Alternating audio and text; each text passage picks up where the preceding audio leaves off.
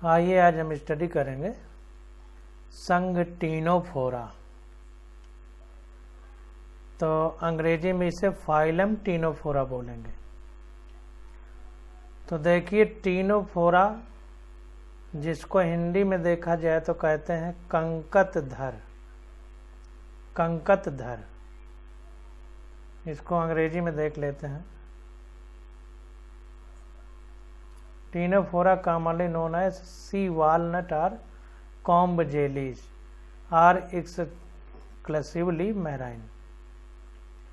तो कह रहा है कि टीनोफोरा, जिसको सामान्य तौर पर सी वालनट कहते हैं या इसी को कॉम्ब जेली भी कहा जाता है। तो अंग्रेजी में वो देख लिया हमने। हिंदी में जो है टीनोफोरा, जिसको कंकतधर, इसको सामान्यतः समुद्री अखरोट यानी सी वालनट या कंकाल जेली यानी कॉम्ब जेली कहते हैं। ये सभी समुद्रवासी अरीय सममित द्विकोरिक जीव होते हैं तथा इनमें ऊतक श्रेणी का संगठन स्तर होता है। तो इसको ध्यान दीजिए कि ये मेंबर जिसके होते हैं वो सामान्यतः समुद्री अखरोट, जिनको सी वालनट अंग्रेजी में बोलेंगे, या कंकाल जेली, जिसको हिंदी में कॉम्ब जेली कहते हैं, ये सब आते हैं इसमें। ये सभी समुद्रवासी यानी समुद्र में पाए जाने वाले होती हैं। इनकी सममित यानी सिमेट्री अरीय, अंग्रेजी में कहें तो रेडियल, और द्विकोरिक यानी डिप्लोब्लास्टिक होते हैं। इनकी जो गुहा होती है प्रगुहा, उस प्रगुहा में बाहरी और अंदर यानी एक्टो और इंडो दो ही डर्म होती हैं, अंतर त्वचा और बाह्य त्वचा। इनमें ऊतक श्रेणी का शरीर संगठन होता है। तो ऊतक श्रेणी का इनमें शरीर संगठन पाया जाता है। शरीर में 8 बाह्य पक्षमाभि कंकत पट्टिका होती हैं जो चलन में सहायक होती हैं। तो इसको ध्यान देना है कि इसके शरीर में 8 बाह्य पक्षमाभि होती हैं, जिनको कंकट पट्टिका कहते हैं, और ये चलने में सहायता करती हैं। तो 8 बाह्य पक्षमाभि कंकट पट्टिका होती हैं, इसको ध्यान देना है। तो अब इसको इंग्लिश में थोड़ा देख लेते हैं।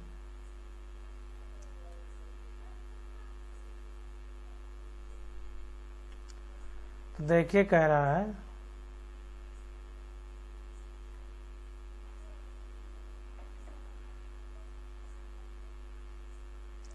Eight external row of ciliated comb plates.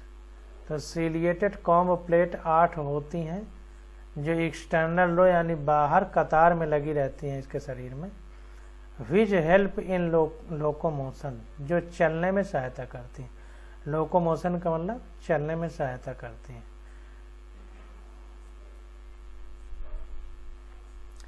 पाचन अंतःकोशिकीय तथा अंतराकोशिकीय दोनों प्रकार का होता है, यानी कोशिका के अंदर और कोशिका के बाहर दोनों प्रकार का होता है। जीव संदीप्त यानी प्राणी के द्वारा प्रकाश उत्सर्जन करना।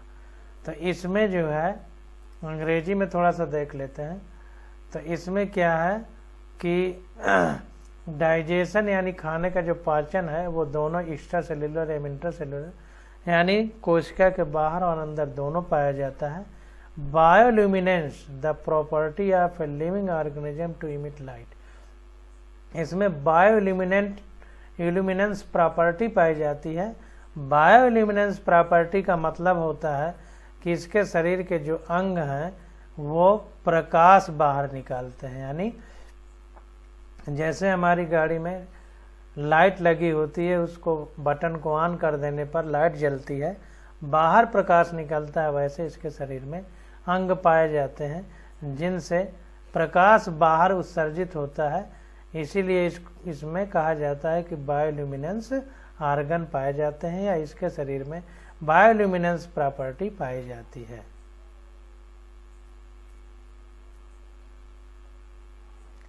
तो यहाँ पर जो है ये इसके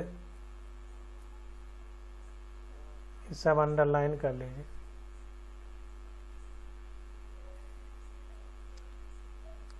यहाँ तक अंडरलाइन हो जाएगा। अब इसके आगे देखते हैं।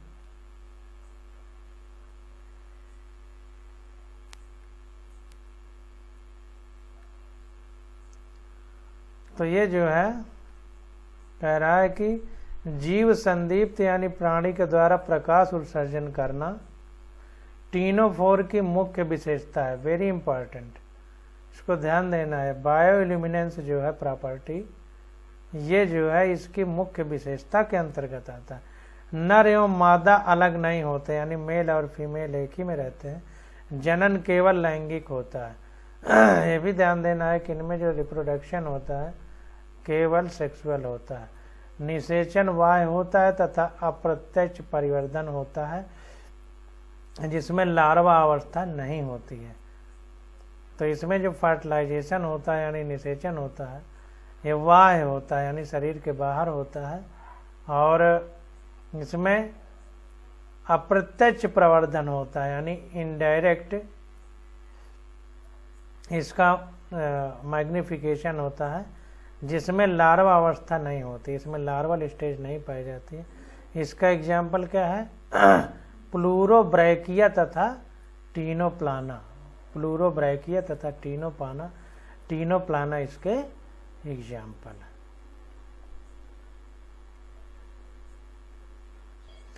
देखिए यहाँ पे लिखा है fertilisation is external with indirect development. अप्रत्यक्ष यानी इनडायरेक्ट होता है फर्टिलाइजेशन, जिसमें लार्वा अवस्था नहीं पाई जाती है।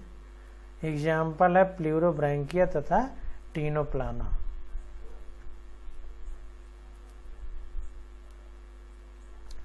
आगे देखिए हमारा संघ आ जाता है जिसका नाम है प्लेटीहेल्मिन्थीज।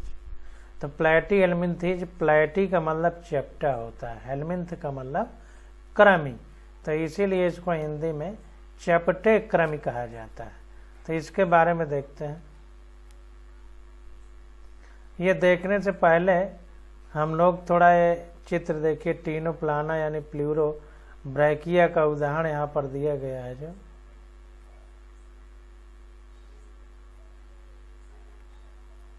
तो इसको देख लेते हैं टीनोप्लाना। अब देखिए यहाँ पर देखिए प्लूरोब्रैकिया तथा टीनोप्लाना लिखा है। अगर हम इंग्लिश वाली बुक देखें तो उसमें भी प्लूरोब्रैकिया एंड टीनोप्लाना लिखा हुआ है, जबकि जो है यहाँ पर जो है जो हमारे पास फिगर है, इस फिगर को अगर हम लोग देखें तो यहाँ पर लिखा हुआ है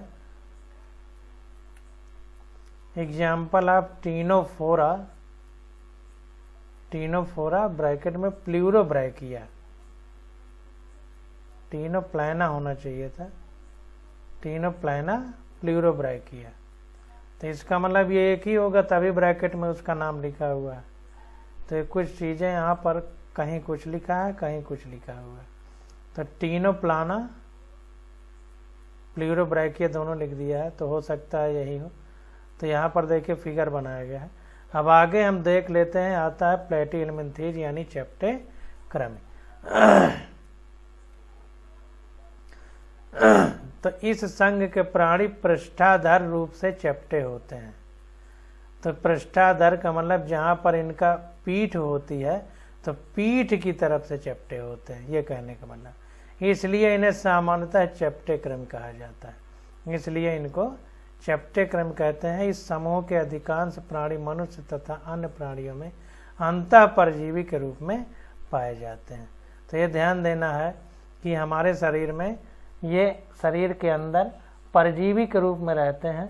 परजीवी की परिभाषा हमने बताया था कि जिससे जो सिर्फ लाभ लेता है, फायदा नहीं देता है, उसको परजीवी कहते हैं। जैसे हमारे शरीर में जूं, चीलर ये सब होते हैं, सिर्फ हमारे सर में रह करके हमारा खून चूसते हैं, हमें उनसे कोई फायदा नहीं, तो कहेंगे ये हमारे शरीर में परजीवी के रूप में। तो इसी प्रकार यह भी अंतः परजीवी के रूप में पाए जाते हैं प्लेटीहेल्मिन्थीज यानी चैप्टे क्रमी हमारे शरीर में, और ये ही केवल हमारे शरीर से लाभ उठा पाते हैं, हम इनसे नहीं लाभ उठा पाते, इसलिए इनको परजीवी कहा जाता है। चैप्टे क्रम द्विपार्श्व सम्मित यानी बायलेटरल सिमेट्री होती है, यानी बीच से एक ही ऐसी अक्ष होती है जहाँ से एक ही तरफ से काटने पर दो बराबर भाग हो सकते हैं, कहीं से भी काटने पर दो बराबर भाग नहीं हो सकते।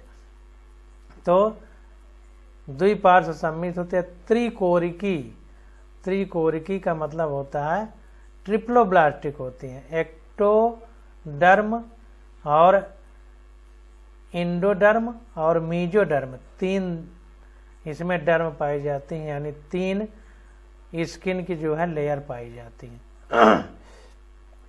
इसलिए इसको त्रिकोरिकी कहते हैं। पीछे हम लोग पढ़ भी चुके हैं। यानी ट्रिप्लोब्लास्टिक होता है। अप्रगुहीय होता है, यानी एसिलोमिक होता है, इसमें कोई भी गुहा नहीं होती। इनमें अंग स्तर का शरीर संगठन होता है।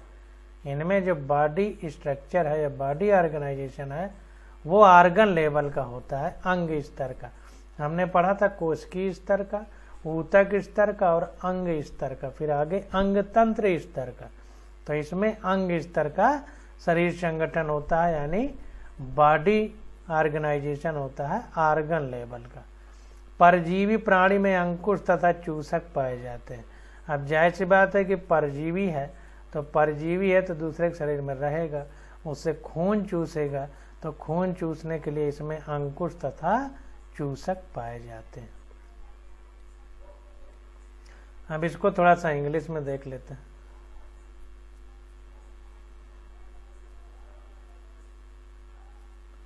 तो इसमें देखिए शरीर, इसमें हुक्स एंड सकर पाए जाते हैं।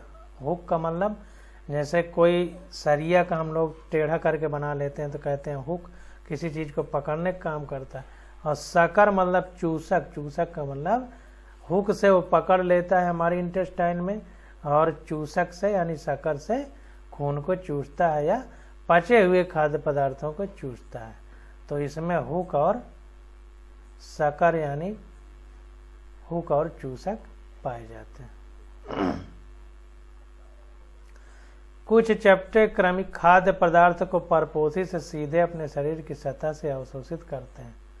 कुछ परजीवी ऐसे होते हैं जिनमें क्या होता है कि वो चूसक के शरीर से डायरेक्ट परपोषी की तरह खाना अपने को अवशोषित कर लेते हैं।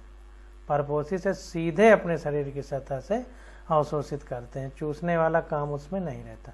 ज्वाला कोशिकाएं परासरण नियंत्रण तथा उत्सर्जन में सहायता करती हैं। वेरी वेरी मोस्ट इम्पॉर्टेंट, इसको अलग कलर से हम किए दे रहे हैं कि जो ज्वाला कोशिकाएं होती हैं, ये ज्वाला कोशिकाएं प्लेटिहेल्मिन्थेज संघ में पाई जाती हैं। इनका काम होता है परासरण नियंत्रण, यानी इसके शरीर का ऑस्मो रेगुलेशन करना। परासरण नियंत्रण मतलब कुछ चीज़ों को बाहर आने देना, कुछ चीज़ों को अंदर आने देना, और उत्सर्जन यानी एक्सक्रीशन में भी हेल्प करती हैं।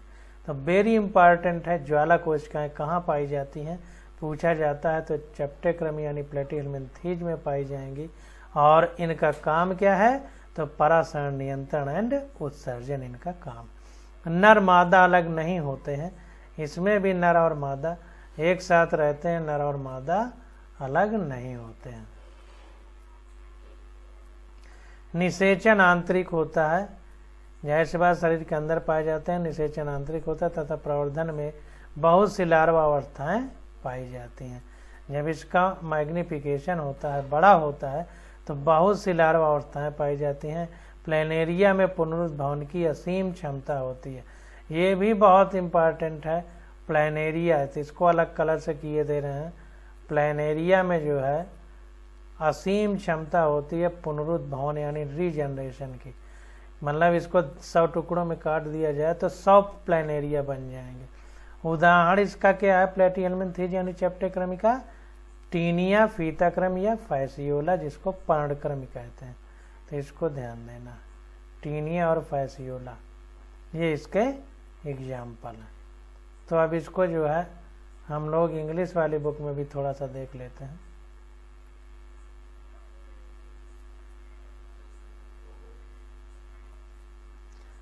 देखिए इसमें प्लेनेरिया जो है इसमें रीजनरेशन पावर बहुत ज़्यादा होती है। और इसका एग्जाम्पल टीनिया है, जिसको अंग्रेजी में टेप वर्म यानी फीता कृमि कहते हैं। फैसियोला को लीवर फ्लूक भी कहते हैं। और यहाँ देखिए इन दोनों का फिगर भी बनाया गया है। ये हमारा टेप वर्म का है यानी फीता कृमि का है, और ये लीवर फ्लूक का है। तो ये फिगर बनाए गए हैं। तो इन फिगर में भी विशेष ध्यान देना है, क्योंकि सीधा फिगर बना करके हमसे पूछ लेता है। तो ये फीता कृमि है जिसको टीनिया कहते हैं, ये पर्ण कृमि है जिसको लीवर फ्लूक कहते हैं, या फैसियोला हिपैटिका भी कहते हैं। हिपैटिका शब्द का मतलब लीवर से संबंधित है।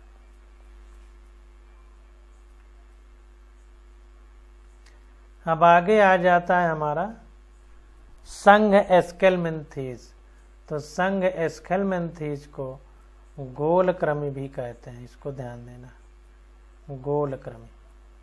तो एस्केलमेंथीज प्राणी अनुप्रस्थ काट में गोलाकार होते हैं। अब देखिए अनुप्रस्थ और अनुदैर्ध्य दो काट होती हैं, इसको समझ लीजिए आप लोग। जैसे मान लीजिए गन्ना है,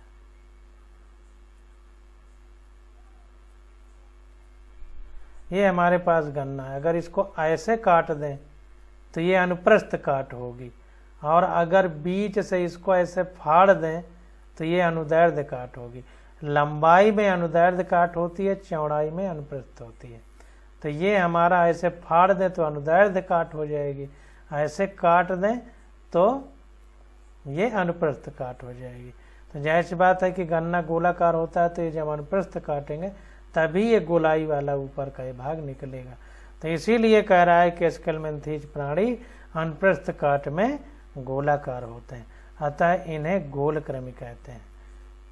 ये मुक्त जीवी जलीय अथवा स्थलीय तथा पौधे एवं प्राणियों में परजीवी भी होते हैं। तो ये मुक्त जीवी होते हैं यानी स्वतंत्र अवस्था में जीवन जीते हैं, पानी में भी पाए जाते हैं, स्थल यानी मिट्टी में भी पाए जाते हैं, जमीन में भी, पौधों में भी पाए जाते हैं, प्राणियों में भी पाए जाते हैं, और परजीवी भी होते हैं प्राणियों में। ये द्विपार्श्व सममित यानी बाइलेटरल सिमेट्री, त्रिकोरिकी तथा कूट प्रगुही होते हैं। यानी इनमें डिप्लोब्लास्ट द्विपार्श्व सममित यानी बाइलेटरल सिमेट्री होती है। काट दिया जाए तो दो बराबर भागों में बढ़ सकता है, एक ही जगह से अगर किसी एक अक्ष के एक ही तरफ से काटा जाए तो इसको द्विपार्श्व सममित कहेंगे। अगर एक ही अक्ष में कई तरफ से काटा जाए तो उसको अरीय सममित या रेडियल सिमेट्री कहेंगे। तो द्विपार्श्व सममित है, इसका मतलब एक ही तरफ से काटने पर दो बराबर भागों में बट सकता है। त्रिकोरिकी मतलब तीन लेयर पाई जाती हैं इसके शरीर में, बाह्य त्वचा, मध्य त्वचा, अंतस्थ त्वचा, तो इसलिए त्रिकोरिकी, अंग्रेजी में इसको ट्रिप्लोब्लास्टिक बोलते हैं। तथा कूट प्रगुही प्राणी होते हैं। कूट प्रगुही मतलब सीडो सीलोमिक, सीलोम वास्तविक नहीं होता है बल्कि मिथ्या होता है, इसलिए इसको कूट प्रगुही प्राणी कहते हैं। इनका शरीर संगठन यानी अंग तंत्र स्तर का होता है। शरीर संगठन अंग तंत्र स्तर का होता है, इसको ध्यान देना।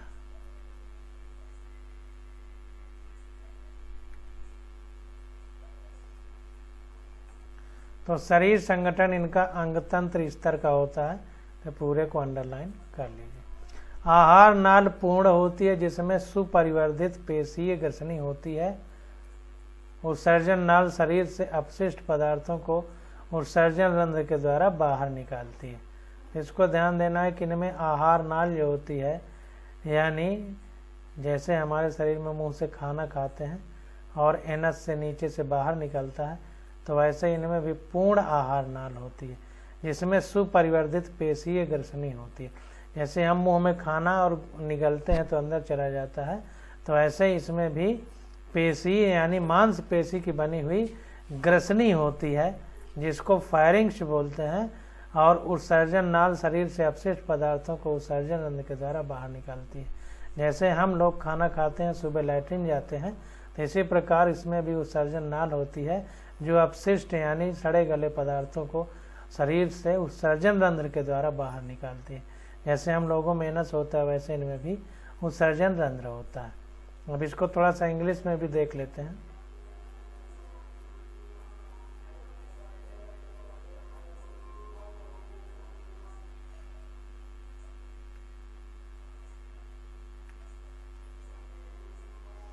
तो यह देखिए कह रहा है कि मस्कुलर फायरिंग्स होती है, पेशीय ग्रसनी जिसको हिंदी में कह रहे थे। An excretory tube remove body waste from the body cavity through the excretory pore. तो इसमें एक्सक्रीटरी पोर होता है, जैसे हम में गुदा यानी एनस होता है, वैसे एक्सक्रीटरी पोर इसमें भी होता है, जो शरीर से उत्सर्जित पदार्थों को बाहर निकालता है। सेक्सेज आर सेपरेट, यानी इसमें मेल और फीमेल यानी नर और मादा अलग अलग होते हैं, यानी डाईओसियस होते हैं। डाईओसियस होते हैं, नर और मादा अलग अलग होते हैं।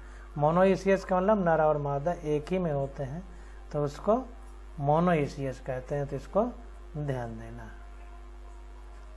तो यहाँ पर देखिए प्रायः नर तथा मादा एक लिंग आश्रय होते हैं, मतलब एक एक लिंग अपना अपना आश्रय अलग रखते हैं, यानी नर और मादा अलग अलग होते हैं।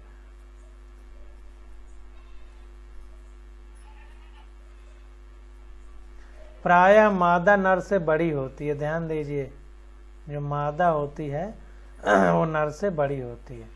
निषेचन आंतरिक होता है तथा परिवर्धन प्रत्यक्ष शिशु वयस्क के समान ही दिखते हैं अथवा अप्रत्यक्ष लार्वा अवस्था द्वारा होता है। इसको ध्यान देना है कि इसमें जो फर्टिलाइजेशन होता है वो इंटरनल होता है, और शिशु जो होती है शिशु वयस्क के समान ही दिखते हैं अथवा अप्रत्यक्ष लार्वा अवस्था द्वारा होता है। इसका मतलब इसमें लार्वल स्टेज पाई जाती है। इसका उदाहरण क्या है? एस्केरिस जिसको गोलक्रमी कहते हैं, वुचेरिया जिसको फाइलेरिया क्रम कहते हैं, और एनसाइलोस्टोमा जिसको अंकुश क्रम कहते हैं, यानी पिन वर्म भी कहते हैं। तो ये उदाहरण बहुत इंपॉर्टेंट है नीट के लिए, तो ये सारे उदाहरण याद कर लीजिए। अब थोड़ा सा इंग्लिश देख लेते हैं।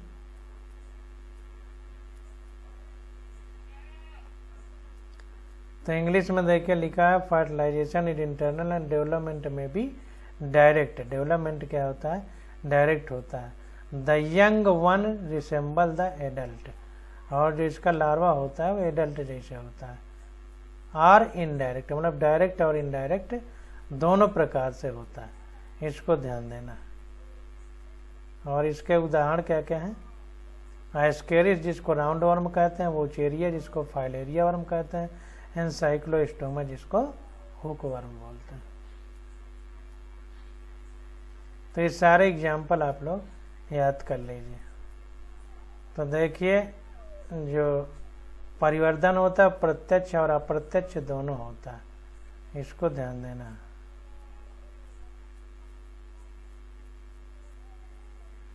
दोनों प्रकार का होता है। अब देखिए यहाँ पर कुछ एग्जाम्पल दिए गए हैं, इनको समझ लीजिए। जैसे ये है एस्केलमेंथीज के उदाहरण, गोलक्रमी है। एस्केलमेंथीज ये नर है और ये मादा है। देखिए मादा ज़्यादा बड़ी है नर से, तो वही चीज़ यहाँ पर लिखा गया कि मादा नर से बड़ी होती है।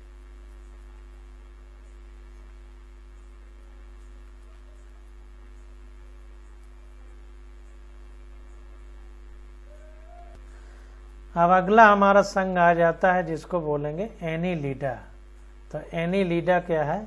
ये प्राणी जलीय, लवणीय तथा अलवण जल अथवा स्थलीय स्वतंत्र जीव तथा कभी कभी परजीवी होते हैं।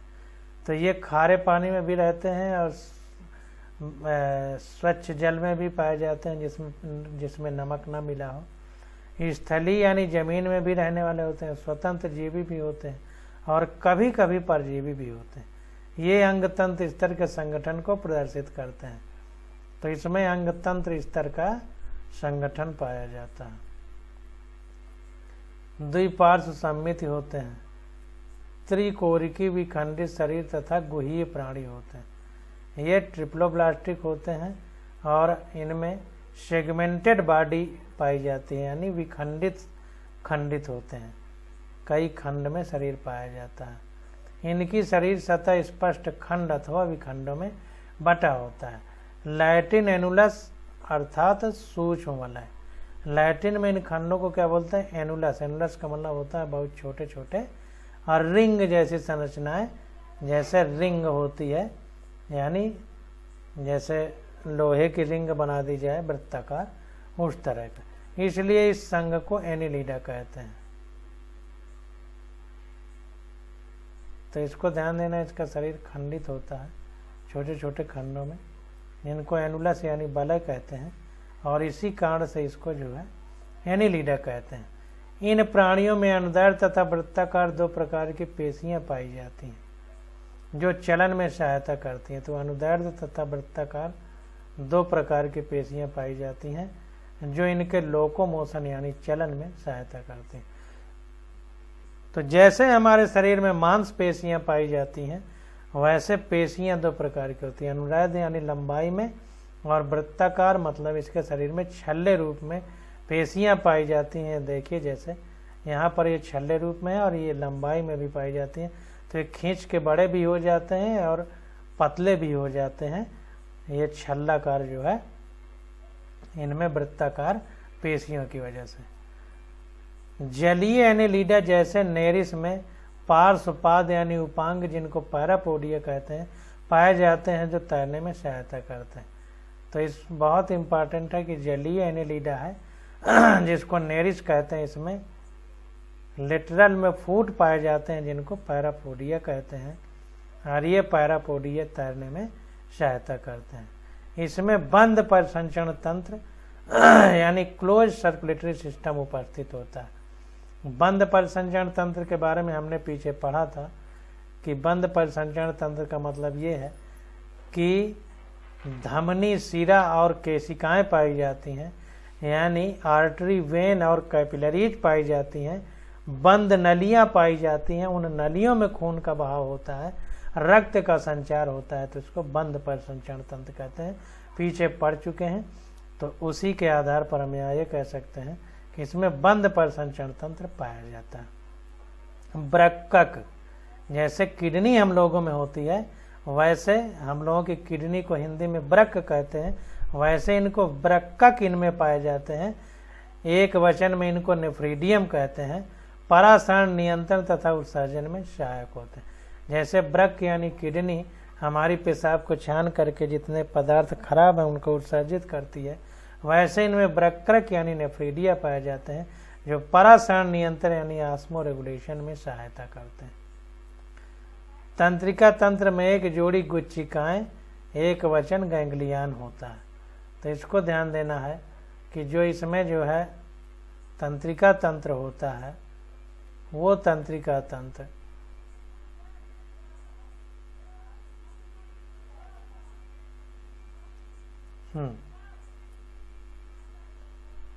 तंत्रिका तंत्र में एक जोड़ी गुच्छिकाएं, एक वचन गैंग्लियान होते हैं जो पार्श्व तंत्रिकाओं द्वारा दोहरी आधार तंत्रिका रज्जु से जुड़ी होती है। तो इसको ध्यान देना है कि तंत्रिका तंत्र की अगर बात की जाए तो इसमें एक जोड़ी गैंग्लियान पाए जाते हैं। गैंग्लियान का मतलब जैसे गन्ना होता है तो गन्ना में गांठें होती हैं, तो वैसे तंत्रिका सिस्टम होता है, उसमें गांठों जैसी संरचनाएं होती हैं जहाँ से हमारा जो इम्पल्स है, जो तरंग है, जैसे पैर में टच किया तो ब्रेन को पता चलती है, तो ये गांठों जैसी संरचना होती है जिनको गैंग्लियान कहते हैं। वहीं से तरंग जाती है, प्रवाह होता है, तो ये गांठों जैसी संरचना उसमें होती है। मोटी मोटी भाषा में हम बता रहे हैं, आके जब ये चैप्टर आएगा तो डिटेल में हम इसको पढ़ेंगे। तो उन्हीं को जो है गैंग्लियान कहते हैं, जो पार्श्व तंत्रिकाओं द्वारा दोहरी अधर तंत्रिका रज्जु से जुड़ी रहती हैं, जिसमें लेटरल नर्व्स पाई जाती हैं, तंत्रिकाएं पाई जाती हैं जो दोहरी अधर तंत्रिका रज्जु से जुड़ी रहती हैं। ध्यान दीजिए, आधार जैसे हम लोगों में पृष्ठ यानी पीठ में रीढ़ की हड्डी पाई जाती है, वैसे इनमें आधार में पाई जाती है पेट की तरफ। ध्यान दीजिए, पेट की तरफ इनमें पाई जाती है आधार तंत्रिका रज्जु।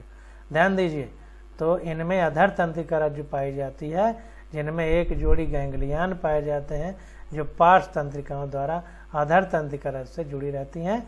चित्र 4.11।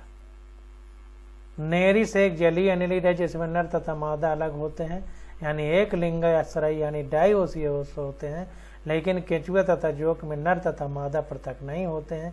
यानी ये उभय लिंगाश्रय होते हैं, जिसको हिंदी में अंग्रेजी में मोनोइसियस कहते हैं। उभय लिंगाश्रय मतलब मोनोइसियस यानी नर और मादा एक ही में होते हैं। जनन लैंगिक विधि द्वारा होता है, उदाहरण नेरिस फेरिटीमा जिसको केंचुआ कहते हैं, तथा हेरिडिनेरिया रक्त चूसक जिसको जोंक कहते हैं। तो फेरिटीमा, नेरिस फेरिटीमा, केंचुआ को फेरिटीमा पॉर्थ्यूमा बोलते हैं। ये नेरिस फेरिटीमा लिख रहा है, इसको हो सकता है इसको भी केंचुआ कहते हैं। अभी इंग्लिश वाली देखते हैं बुक। तो ये इसके एग्जाम्पल हो जाएंगे। तो इन चीज़ों को हमको समझना कि जो हमारा नेरिस होता है इसमें नर और मादा अलग अलग होते हैं, इसलिए एक लिंगाश्रय है जिसको डाइओसियस कहते हैं। लेकिन केचुआ और जोंक इसमें नर और मादा एक ही साथ पाए जाते हैं, यानी उभय लिंगाश्रय है जिसको मोनोइसियस कहते हैं। जनन लैंगिक विधि द्वारा होता है, यानी सेक्सुअल रिप्रोडक्शन पाया जाता है। और नेरिस फेरिटीमा केचुआ कहते हैं तथा हेरिडिनेरिया को रक्त चूसक जोंक कहते हैं। अब थोड़ा सा इंग्लिश वाली बुक देख लेते हैं तो और अच्छे से क्लियर हो जाएगा।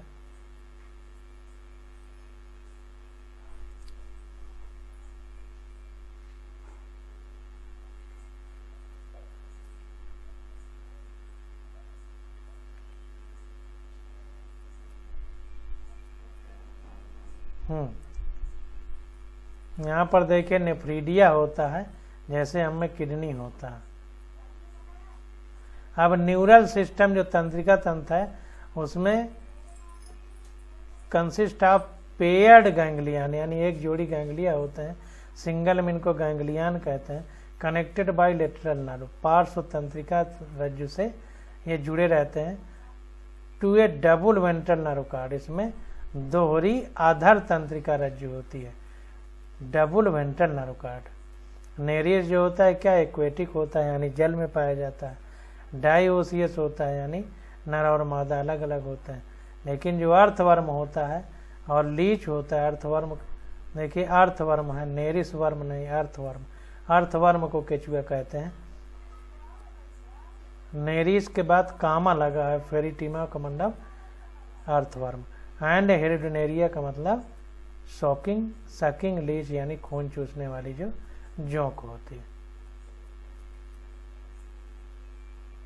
तो यहाँ पे ध्यान दीजिए, नेरिस के बाद एक कामा लगा है, नेरिस अलग है और फेरिटीमा को केचुआ कहते हैं। इसका फेरिटीमा पॉर्थ्यूमा वैज्ञानिक नाम होता है, केचुआ अलग है, नेरिस अलग है, तो इसको ध्यान देना। अब आगे आ जाता है हमारे पास आर्थ्रोपोडा। तो अब आर्थ्रोपोडा की स्टडी हम लोग अगले लेक्चर में करेंगे। आज बस यहीं तक।